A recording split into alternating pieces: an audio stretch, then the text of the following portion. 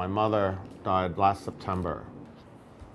She was born in 1931 in China and in a Toishan that was impoverished, beset by civil war and revolution and foreign invasion, the Japanese invasion that became the Second World War. And so I do think about her, I think about my father, I think about my grandmother, I think about all the people that I grew up with that are now all gone. That is one of the main motivations I have for this project right now, to really close the circle on this, my own family history and the greater history of the Chinese diaspora, all coming from Toishan.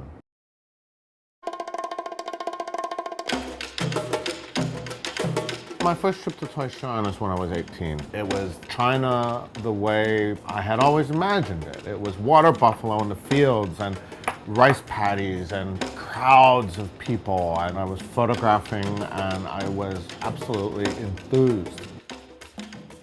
I went back to China in 2008 and it had changed dramatically. There was now not one, but 3 McDonald's in Toishan.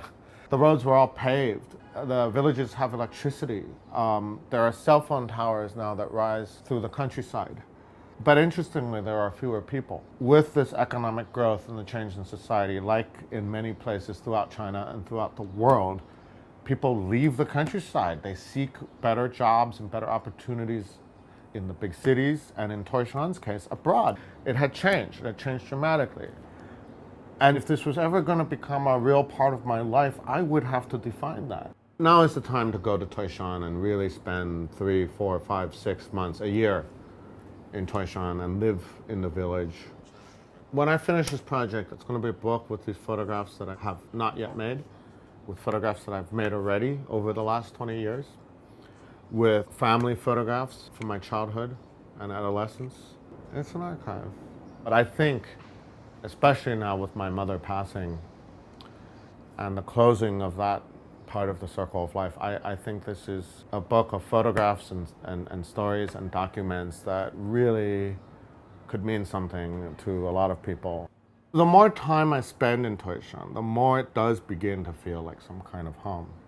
Despite the persistent poverty and the vast chasm between my village of Gong and my life here in New York, I can foresee a time when Toishan might become like Tuscany, a picturesque region rich in history and architectural heritage, a vacation getaway. For now, though, it's still part of the forgotten rural China, engulfed in a crisis that is both quiet but sustained. And so to make this project a reality, I need your help. I'm launching this Kickstarter to fund the travel to Toishan in China, to take new photographs, and to put the book together when I get back.